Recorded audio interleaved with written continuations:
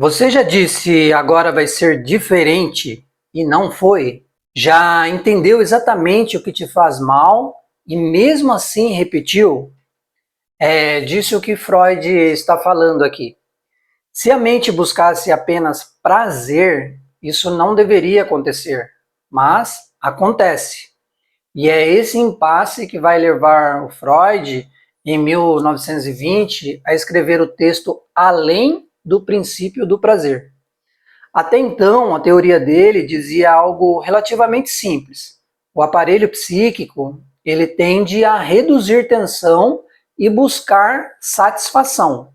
Isso é o que Freud chamou de princípio do prazer, que era a sua primeira teoria. O que significa isso de forma concreta? Significa que o psiquismo ele tenta manter um certo equilíbrio. Quando a tensão sobe demais, ele procura uma via de alívio. Quando o desconforto aparece, ele tenta baixar essa carga dessa tensão.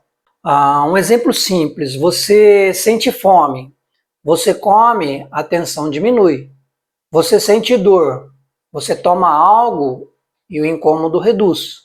Ou você fica ansioso, tenta resolver, distrair, se afastar para se aliviar.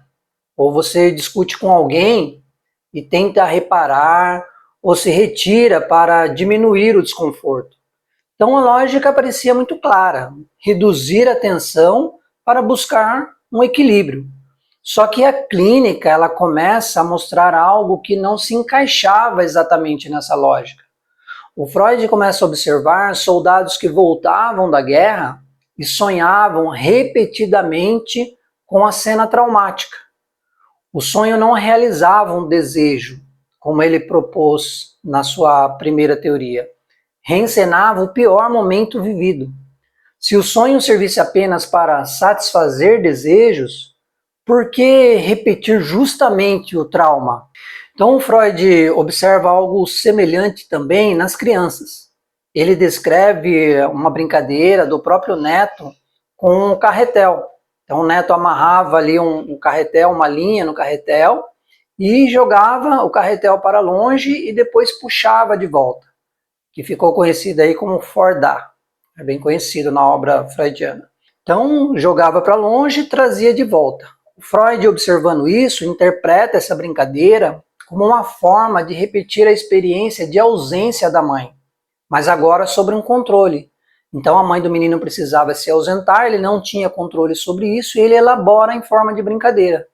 Então Freud ele já percebia que no brincar a criança lidava com angústia. Muito antes de existir uma técnica estruturada de clínica infantil, ele já observava que a brincadeira poderia ser uma forma de elaborar o conflito. Não é prazer imediato, é repetição. E ele também começou a observar pacientes que reproduziam padrões dolorosos, mesmo depois de compreendê-los. Alguém termina uma relação destrutiva, por exemplo, e meses depois se envolve com alguém diferente na aparência, mas semelhante na dinâmica. Muda o cenário e a estrutura permanece. Não é falta de força de vontade, não é questão de a pessoa não conseguir ou caráter, é questão de repetição. Um outro exemplo: você decide não reagir a críticas, reconhece que sempre que você reage, exagera. E na próxima situação, você reage igual. Então o saber não interrompe o movimento. Aqui aparece o primeiro deslocamento do livro. A repetição pode vir antes do prazer. Freud chama isso de compulsão à repetição. Não é escolha consciente, não é gosto pelo sofrimento, é algo que insiste. Mesmo quando vai contra esse impasse da pessoa, mesmo quando ela já entendeu, e isso vai obrigar o Freud a rever parte da sua própria teoria. Ele começa a propor que existe algo mais fundamental do que o prazer, uma tendência a repetir e a retornar a estados anteriores. O que significa retornar a estados anteriores? Significa que o psiquismo pode preferir voltar a um padrão já conhecido, mesmo que seja doloroso, do que sustentar algo novo e instável. O conhecido dá a sensação de chão. O novo exige uma reorganização. Um exemplo, alguém começa um trabalho melhor e cria conflitos que acabam destruindo o que ele mesmo estava construindo. Ou uma relação que começa a dar certo e surge uma crise sem motivo claro. Algo se estabiliza e aparece uma ruptura, como se a estabilidade fosse algo insuportável. Então, é diante desses fatos que o Freud formula a hipótese da pulsão de morte.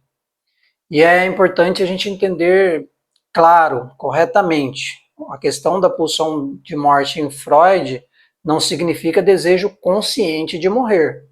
Freud está nomeando aqui uma força que desfaz o que começa a se ligar. Quando algo ganha estabilidade, surge um impulso que faz romper isso. Não é uma decisão consciente, é uma tendência estrutural. Um exemplo, como alguém que mexe numa ferida que já estava cicatrizando, que arranca a casca antes do tempo e faz sangrar de novo. Então, muitas vezes na clínica ou na vida cotidiana, é difícil entender isso racionalmente. Porque para a psicanálise não é porque quer sofrer, mas porque algo empurra para romper essa estabilização, para desfazer o que estava ligado. Freud percebe que o princípio do prazer não explicava porque essa repetição pode ser mais forte que a satisfação. Se o prazer explicasse tudo, ninguém voltaria para o que machuca. E aqui está o ponto decisivo para você, como estudante, como analista.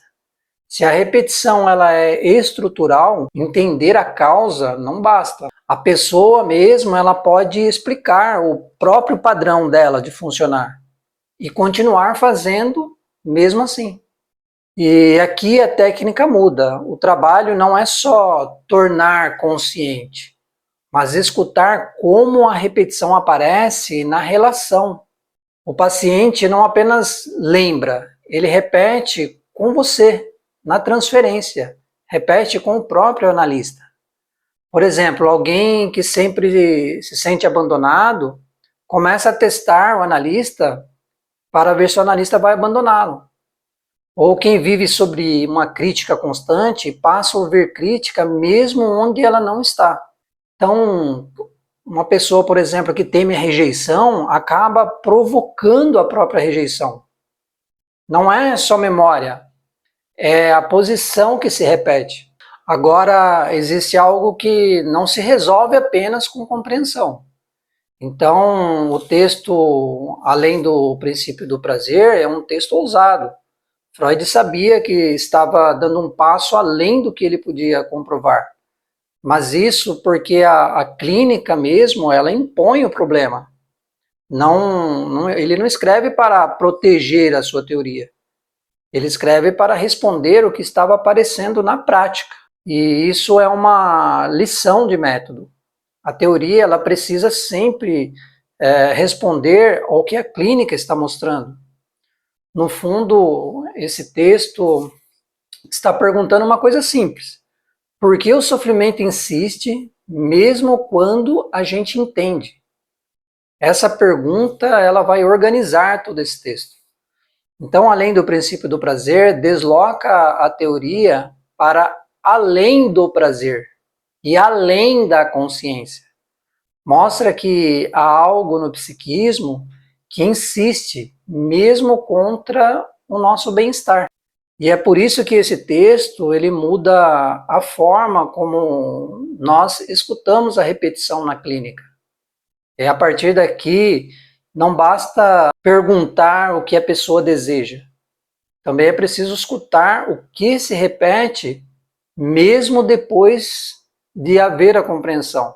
Antes de a gente tentar eliminar a repetição, a principal característica é suportar escutá-la. Isso muda a posição do estudante e também a posição como analista. você deixa de buscar apenas explicação e começa a escutar o quê? Uma estrutura. Então, Freud não escreve para tranquilizar, ele escreve para deslocar. Se você sustenta esse deslocamento, sua escuta clínica ela ganha outra profundidade. Uma boa leitura.